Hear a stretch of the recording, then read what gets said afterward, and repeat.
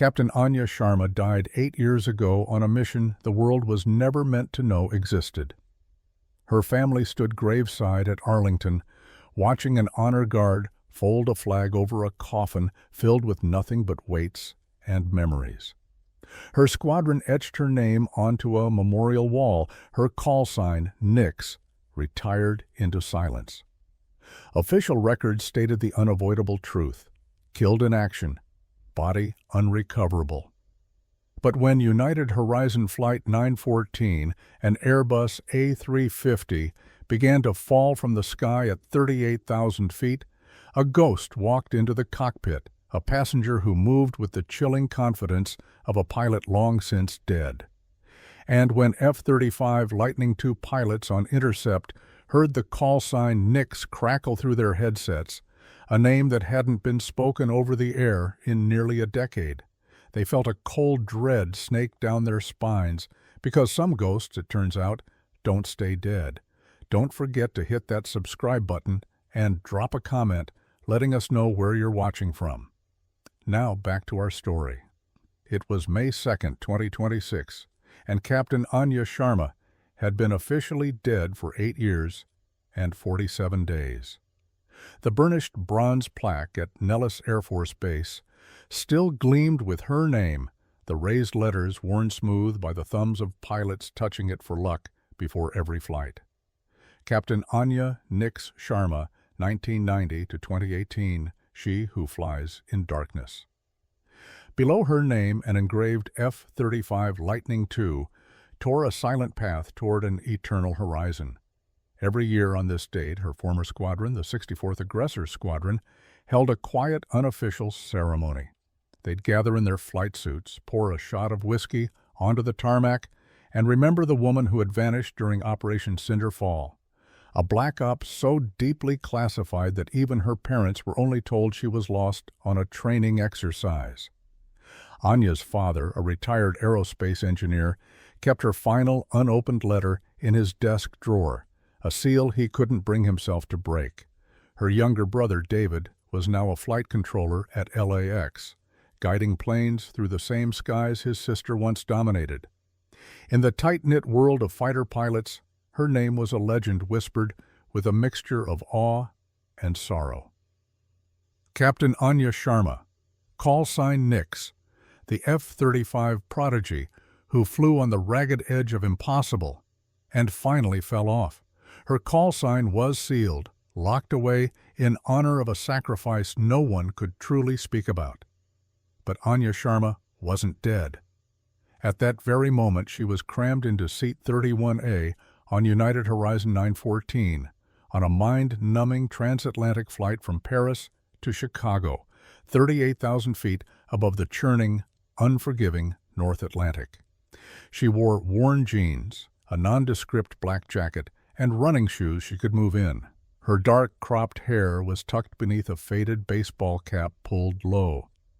To the other 288 passengers, she was just another traveler, her face a mask of weary indifference. No one gave her a second glance, and no one could have possibly guessed that the quiet woman staring out the window possessed a set of skills forged in fire and shadow that were about to become the only thing standing between them and a watery grave. 8 years ago, Anya had been handpicked for Operation Cinder Fall because she was, without exaggeration, one of the finest aviators the United States Air Force had ever produced. Top 0.25% of all fighter pilots. An F-35 specialist with over 1,000 hours in the notoriously complex jet. Fluent in Russian and Farsi. A SEER school graduate who had set records for pain tolerance. The mission brief was deceptively simple. Pilot a new experimental stealth drone variant of the F-35 into heavily defended Russian airspace, map out a new generation of S-500 missile batteries, and get out without leaving a trace. It all went to hell the second she crossed the border. Her F-35's experimental data link suffered a catastrophic systems crash over the target area. Russian air defenses using quantum radar technology the Pentagon didn't even know was operational painted her jet, locking her in a death grip. Anya had three terrible options: eject and face a lifetime in a Siberian gulag, try to fight her way out and trigger World War III, or find a fourth option, one that existed only in the desperate calculus of survival. She chose the impossible.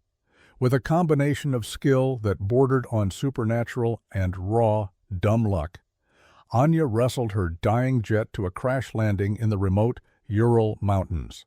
But instead of triggering the aircraft's self-destruct and waiting for an extraction that would never come, she made a decision that would rewrite her life. She salvaged the classified data core, erased every shred of identifying information from the cockpit, and rigged the F-35's reactor to melt down in a way that would look like a complete atomized disintegration. Then she walked into the forest and simply vanished. For 8 years, Anya Sharma was a ghost. She moved through the clandestine networks of Eastern Europe, the Middle East, and Central Asia. She became a whisper, an urban legend among spies and mercenaries. She dismantled terror cells, sabotaged arms deals, and saved lives in conflicts the world never knew were being fought. The woman who emerged from that crucible was no longer just a pilot. She was harder, colder, and more lethally capable than anyone could ever imagine. Captain Ben Carter, 48, had been flying for United Horizon for 2 decades. The Chicago native had more than 18,000 hours in his logbook and a safety record as clean as a freshly wiped instrument panel. But nothing in his entire career could have prepared him for what happened at 3:17 p.m. local time, roughly 800 nautical miles east of Newfoundland. It began not with a bang, but with a cascade of discordant chimes from the flight deck, a flicker of lights. Hydraulic pressure warnings flashed amber, then a terrifying red. Electrical bus faults cascaded across the displays. Captain Carter's hands flew across the controls, his movements economical and practiced, flipping switches, running checklists from memory. Beside him, his first officer, Maya Singh, a sharp 32-year-old with 6,000 hours, was trying to isolate the problem, her alarm growing with every failed diagnostic. "Ben, we're losing buses 1 and 3, Maya said, her voice tight but professional. "This isn't one system failing. It feels like the whole plane is having a stroke." Captain Carter keyed the mic. "Gander Oceanic, United 914, we are declaring an emergency. Pan. Multiple cascading electrical failures, requesting immediate vectors to the nearest suitable airport." Gander's reply was immediate, the calm Canadian voice a small comfort in the growing chaos. "United 914, roger your pan. You are approximately 820 miles from Gander. Can you maintain your current altitude?" Before Ben could even answer, the bottom fell out. The Airbus A350's sophisticated fly-by-wire system disengaged with a deafening klaxon. The flight controls went sluggish, feeling thick and unresponsive in his hands. Warning lights bloomed across the panel like a constellation of doom.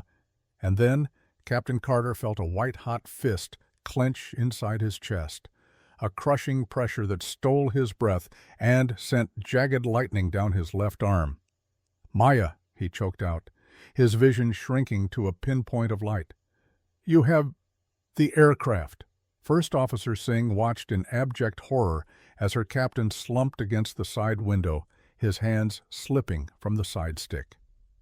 The massive Airbus, now without its primary flight controls and with only one conscious pilot, began a sickening, uncommanded bank to the left as Maya fought with all her strength to level the wings. "Mayday, mayday, mayday," she screamed into the radio, her training battling raw terror. "United 914, captain is incapacitated, suspected massive cardiac event. We have multiple unrecoverable system failures. I am alone in the cockpit and losing control." In the cabin, 288 people remained blissfully unaware. A college student was watching a movie. A family was laughing over a card game. A young couple held hands, dreaming of their honeymoon in Chicago. None of them knew that their world was tilting toward disaster, 38,000 feet above an ocean that offered no chance of survival, with only one overwhelmed pilot standing between them and oblivion. Anya had been drifting in a light doze when the subtle hum of the Rolls-Royce engines changed pitch. It was almost imperceptible, a tiny shift in frequency that no ordinary passenger would ever notice. But to Anya, whose life for 8 years had depended on noticing the things no one else did, it was as loud as a gunshot. Her eyes snapped open. She listened. The vibrations coming through the floor were wrong. The aircraft's slight, constant corrections felt sluggish, sloppy. Through the triple-paned window, she saw a vast, empty expanse of gray water, an abyss waiting to swallow them whole. Then came the announcement, and in it, Anya heard the carefully concealed edge of panic.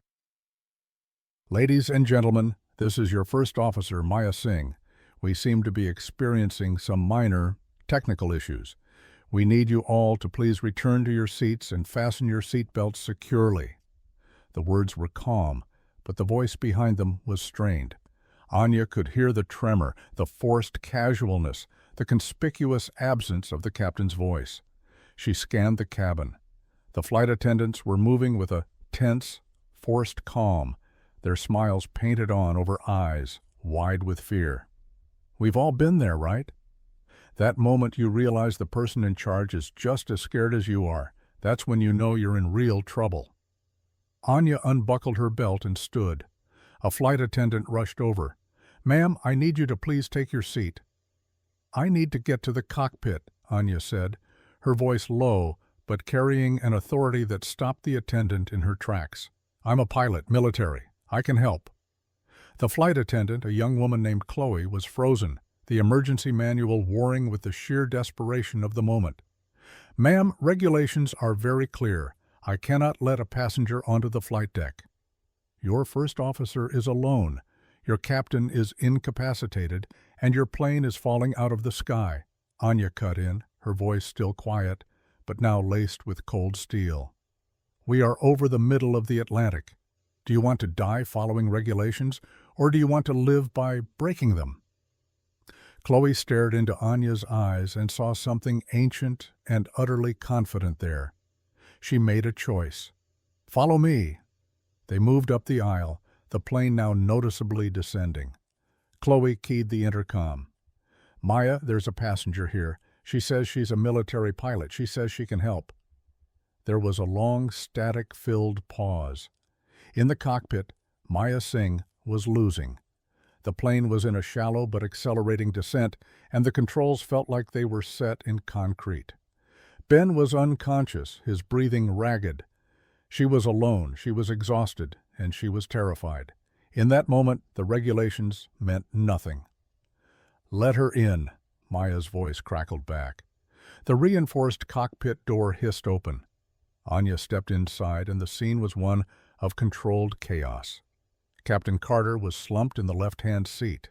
Maya was in the right, both hands wrestling with her sidestick, her face pale and beaded with sweat, her eyes darting between the flickering screens.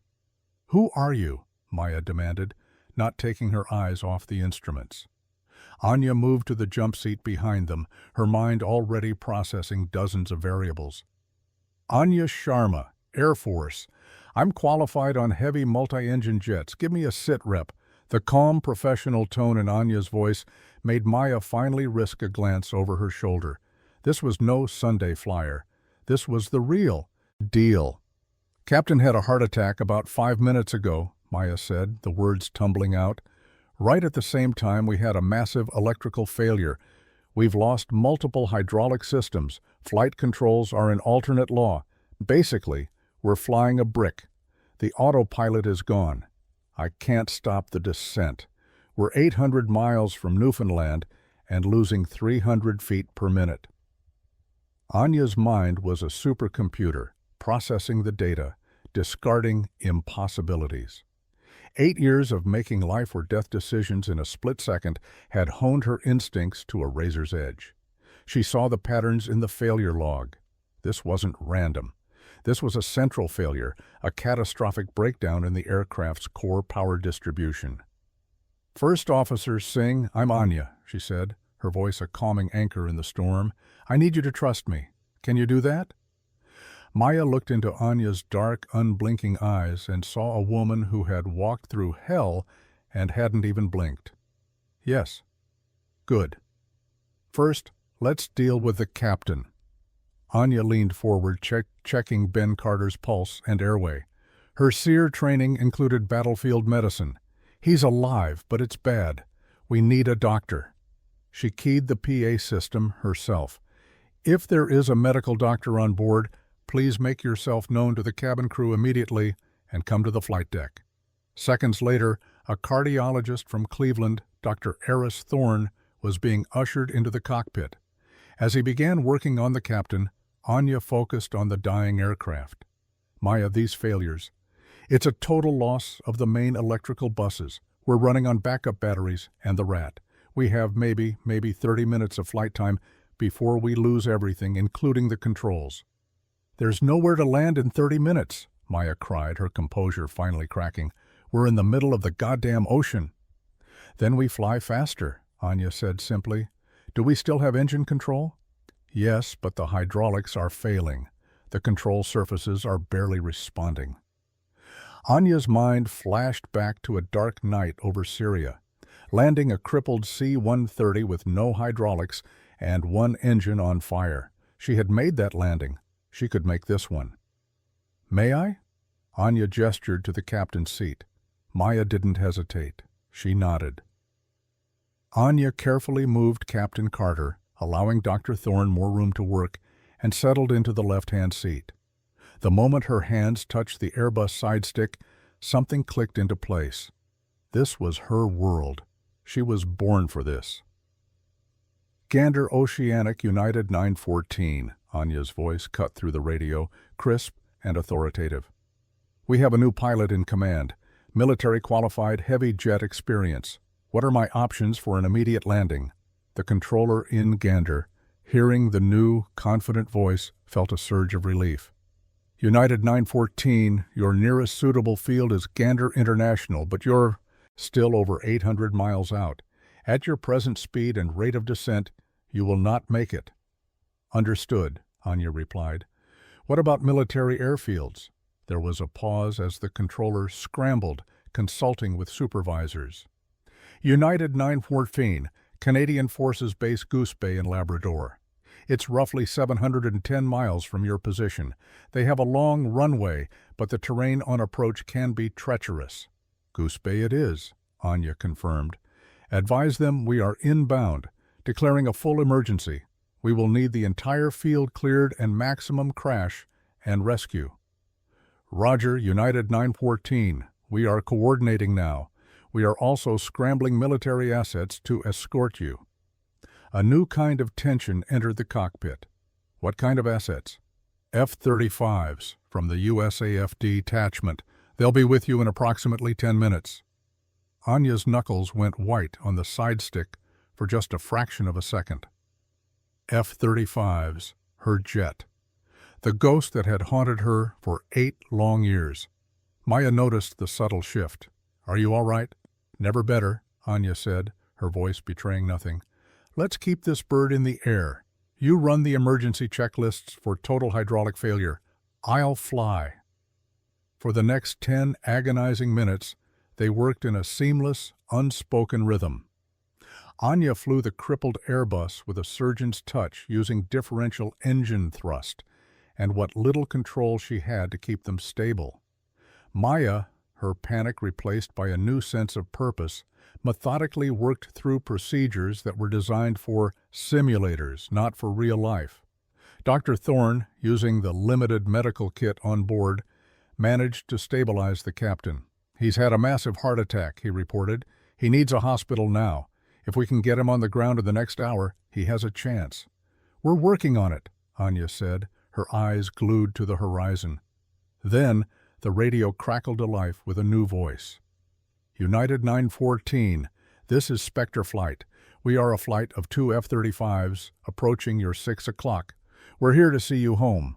Anya recognized the call sign format instantly. Spectre Flight. An F-35 call sign. She could picture them out there, sleek gray predators slicing through the thin air. "Spectre Flight, United 914, she responded. "Glad to have you. We're in bad shape up here. Multiple failures, captain down. We're trying for Goose Bay, but it's going to be tight." Major Leo Maverick Vance led Spectre Flight.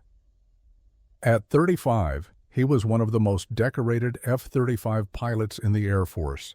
He'd been on a routine training sortie when the Mayday call was relayed.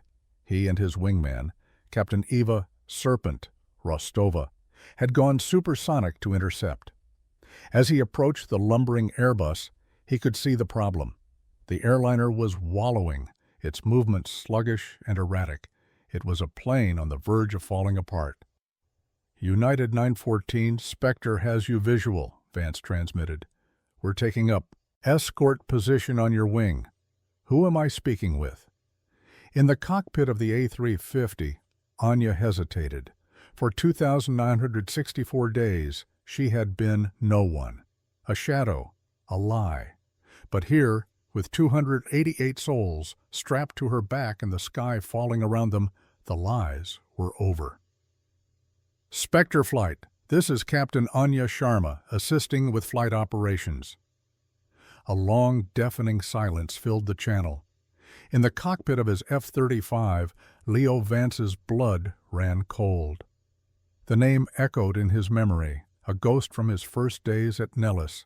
Anya Sharma, Captain Anya Sharma. "Say again your last, United," Vance said slowly, his voice now dangerously calm. "Did you just say Anya Sharma?" "Affirmative, Spectre Flight. Captain Anya Sharma, currently in the left seat of United 914. In the second F-35, Eva Rostova keyed her private comm. "Leo, did he just say Anya Sharma, as in Nix Sharma?" "Stand by, Serpent," Vance replied, his mind reeling. This was impossible. Captain Anya Nix Sharma was a legend, a cautionary tale told to rookie pilots. She died 8 years ago. He had stood at attention during her memorial service. He'd touched her name on the memorial wall 100 times. "United 914, Vance said, choosing his words with extreme care. "Can you please state your military background and qualifications for the record?" Anya knew what this was. They thought it was a trick, a hijacking. She needed to give them something only the real Anya Sharma would know. "Spectre Flight, former USAF captain, 64th Aggressor Squadron. Qualified F-35 Lightning II, approximately 1,100 hours in type. Last active duty assignment was 8 years ago." Another silence, this one even longer and more profound. Then Vance's voice came back, the shock barely masked by his professionalism. "United 914, what was your call sign?" Anya took a deep breath. This was it, the point of no return. Once this name was spoken, her life as a ghost was over. "Spectre Flight," she said, her voice clear and steady. "My call sign was Nix." In his cockpit, Major Leo Vance felt the world shift on its axis. His hands, usually rock steady, trembled on the stick. On his tactical display, he saw his wingman's transponder hadn't moved an inch. "Leo, this is insane," Serpent's voice came over the intercom, tight with disbelief. "Nix is dead. We were at the ceremony. They buried an empty damn coffin." "I know," Vance whispered, his own voice sounding alien to him. He keyed his main radio, the words feeling like sand in his mouth. "United 914, Spectre acknowledges. The call sign, Nix was permanently retired 8 years ago following the death of Captain Anya Sharma during Operation Cinder Fall."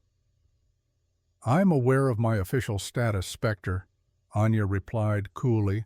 "The situation is complicated. Right now, I have a plane full of people that I need to get on the ground. I'd appreciate the help of a fellow pilot more than a history lesson." Vance made a command decision. The ghost in the machine could be dealt with later. Right now, a civilian airliner was in peril. "Copy that, Nix," he said.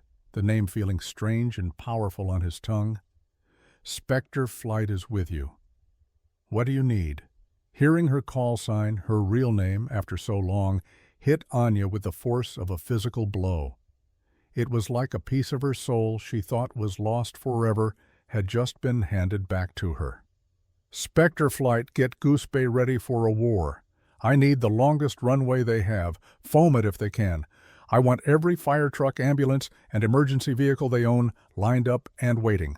This landing is not going to be gentle." "Already on it, Nix," Vance replied. "Goose Bay is rolling out the red carpet. You've got an 11,000-foot runway waiting for you. ETA is 42 minutes. Think you can hold it together that long?" Anya glanced at the dying instruments. Hydraulic pressure was in the single digits. The backup batteries were draining at an alarming rate. She was flying this 200-ton beast on pure instinct, feeling the air over the wings through the vibrations in her hands. "We'll make it," she said with a confidence she prayed wasn't a lie. "We have to." The next 40 minutes were an eternity stretched to its breaking point. Anya and Maya worked as one, fighting a plane that was actively trying to kill them. Outside, Vance and Rostova flew a dangerously close formation, relaying weather data, calling out airspeed and altitude, their calm voices a lifeline in the chaos. On their private channel, the F-35 pilots were having a very different conversation. "Leo, command is going ballistic," Serpent said. "They're demanding to know if it's really her." "What am I supposed to tell them?" Vance shot back, his eyes never leaving the struggling Airbus. "All I know is that whoever is flying that plane is a goddamn artist. She's making control inputs that shouldn't even be possible. You think it's really her?" Vance watched as the A350 shuddered, one wing dipping precariously. He saw the subtle, almost imperceptible correction that brought it back to level. He had studied the flight logs of the legendary Nix Sharma at the Academy. He knew her style. "Yeah," he said, a strange certainty settling in his gut. "It's her." Aboard United 914, the aircraft was dying by inches. "I've lost the last hydraulic pump," Maya announced, her voice grim. "We are now on manual reversion. It's all you." "I've been flying for 13 years, she said in a quiet, awestruck voice. "I've never seen flying like this. Where did you learn to do this?" "The hard way," Anya replied, her focus absolute. "Syria, Afghanistan, places where the plane is already broken before you even take off." Her headset crackled. "Nix, 50 miles to Goose Bay. The field is yours. Weather is clear. Winds are light. They're ready for you." "Copy." "Spectre, beginning our final approach." The descent was the most dangerous part of the flight. With almost no control surfaces, Anya had to use the engines to control her rate of descent, a balancing act on the edge of a knife. Too fast, they'd hit the runway like a meteor. Too slow, they'd stall and drop like a stone. "United 914, Goose Bay Tower," a new voice said. "You are cleared to land any runway.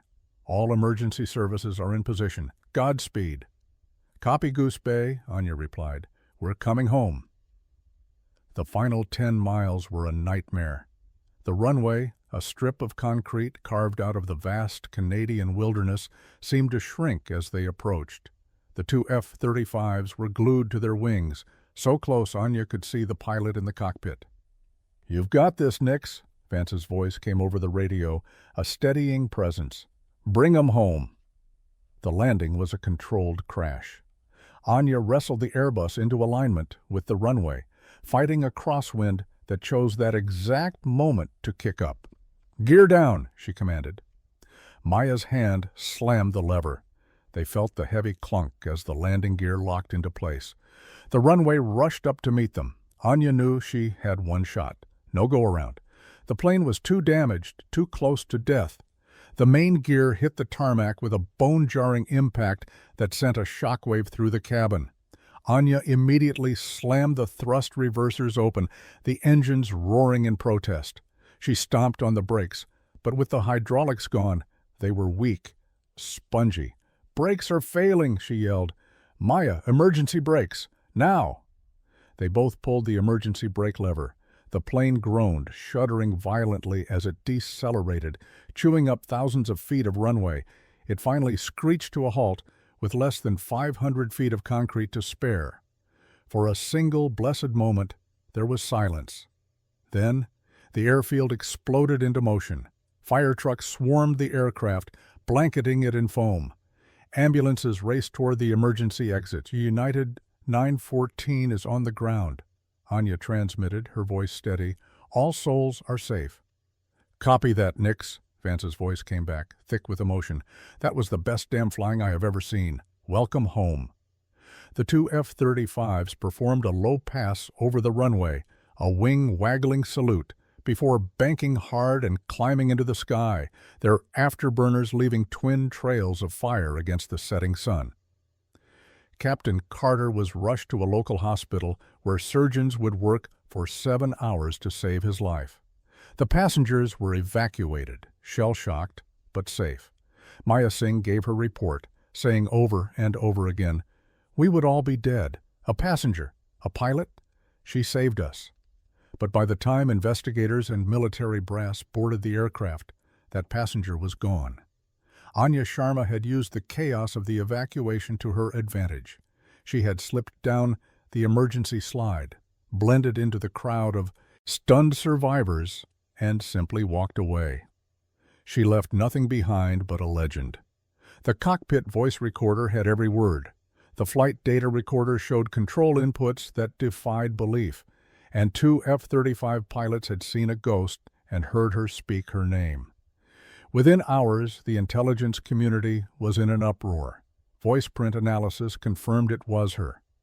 They pulled her file, the one marked with classification so high most of the people reading it didn't have clearance, and they discovered the truth. Operation Cinder Fall hadn't failed. It had evolved. For 8 years, Anya Sharma had been their most successful and most deniable deep cover asset, a ghost who was never meant to come back. But now, to save 288 civilians, she had walked back into the light, and the world had to reckon with the impossible fact that she was alive. 3 days later, Anya showed up on the doorstep of her parents' house in suburban Phoenix. Her father, now 74, with lines of grief etched deep into his face, opened the door. He stared at her, his face a blank mask of confusion, then disbelief, then a dawning, impossible hope. Tears streamed down his weathered cheeks before he could even speak. "Hi, Dad," Anya whispered. He grabbed her, pulling her into an embrace so fierce she thought her ribs would crack, holding on as if she might dematerialize in his arms. "We thought you were gone," he sobbed into her hair. 8 years.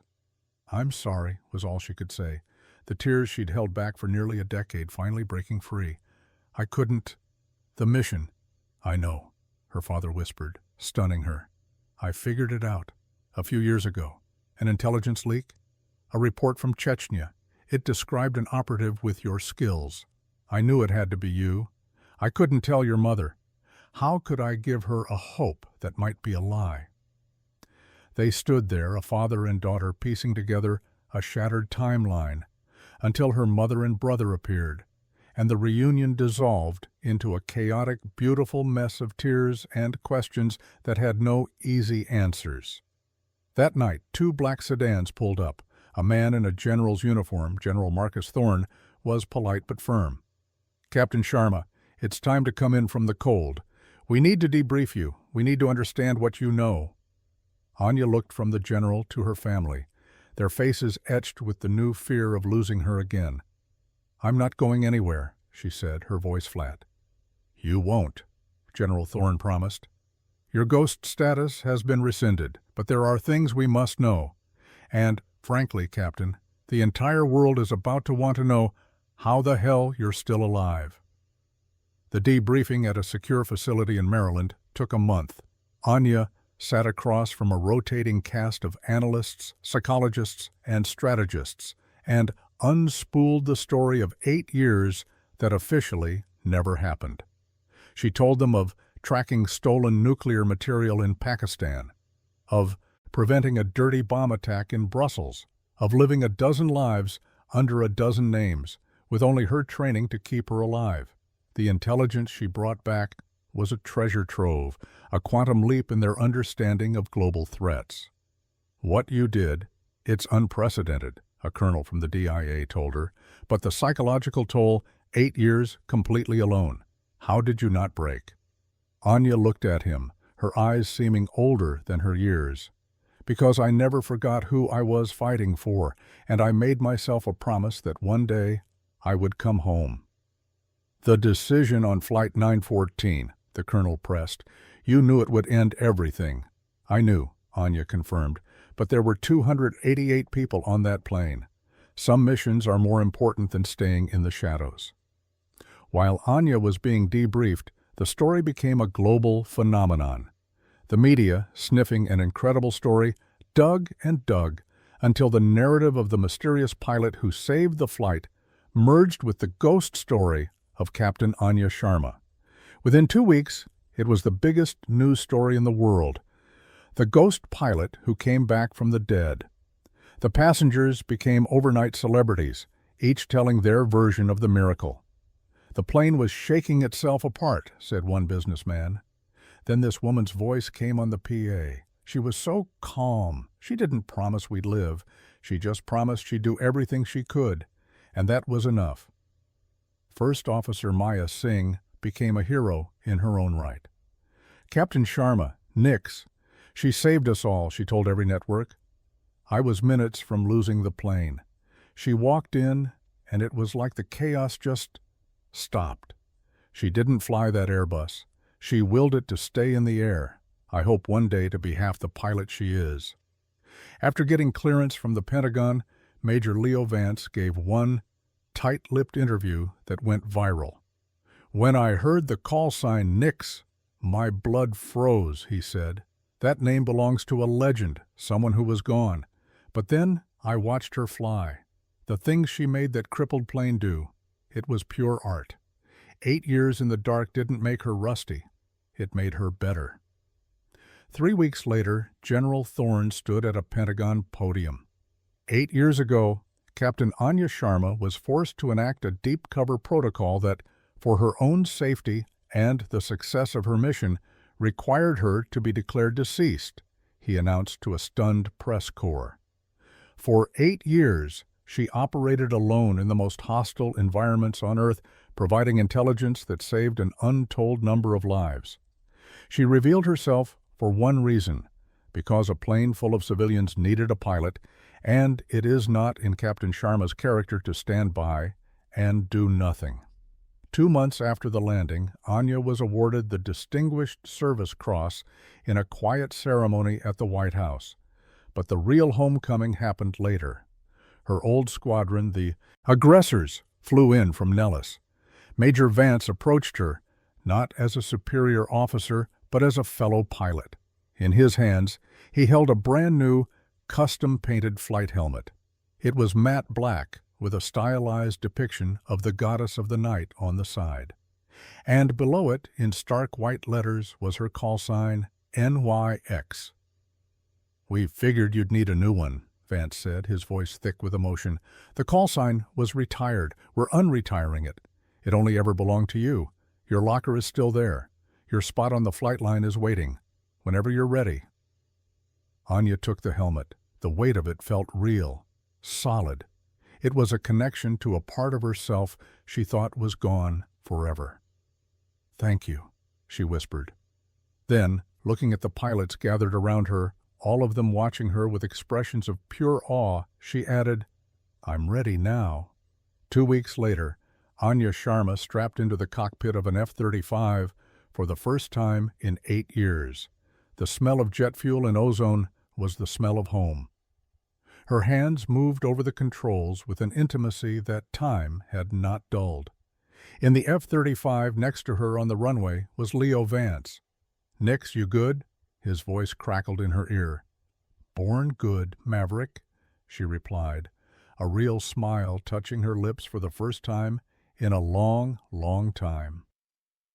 The two jets launched into the Nevada sky, a thunderous roar that was the sound of a legend being reborn.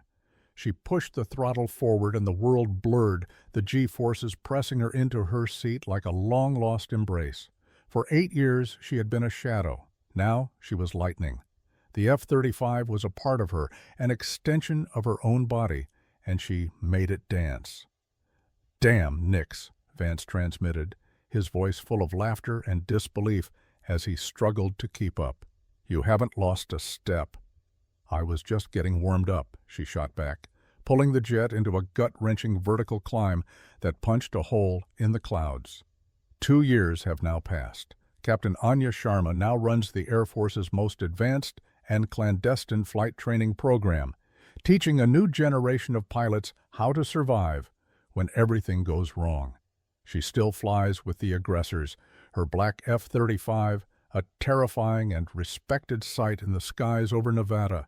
Her family has healed, the 8-year hole in their lives now filled with a presence that is all the more precious for having been lost. The passengers of Flight 914 still meet every year on May 2nd. They call themselves the Nix Survivors Club. They are a testament to a miracle, a living reminder that sometimes heroes come from the most unexpected places. The story of Flight 914 is now required reading at flight academies around the world. It's a lesson in skill, in courage, and in the awesome responsibility of the pilot seat. But for Anya, the awards and the fame are meaningless. What matters is the quiet evening spent with her family, the shared joke with a fellow pilot, the simple, profound freedom of an open sky. The 8 years in the dark left scars that will never fully fade, but they also forged her into something stronger, something more. On the 10-year anniversary of the day she died, Anya stands before a new class of pilots. The memorial plaque on the wall behind her has been updated. It now reads, Captain Anya Nix Sharma, 1990, she who flies in darkness and returned to the light. I spent 8 years as a ghost, she tells them, her voice quiet but resonant. The mission required it. But when that airliner started to fall, the mission didn't matter anymore. The people mattered. Never forget that. The machine you fly is just metal and wires. Your true mission is always the people, on the ground and in the air. That's the thing you can never lose. As she finishes, 4 F-35s scream overhead in a perfect diamond formation. It's not the missing man formation they flew for her for 8 years. It's a complete set, because the pilot they mourned is not missing anymore. She's here. She's home. The ghost is gone, but the legend of Nix will fly forever. Make sure to subscribe to Skybound Stories and check out our other amazing stories by clicking the videos on your screen right now.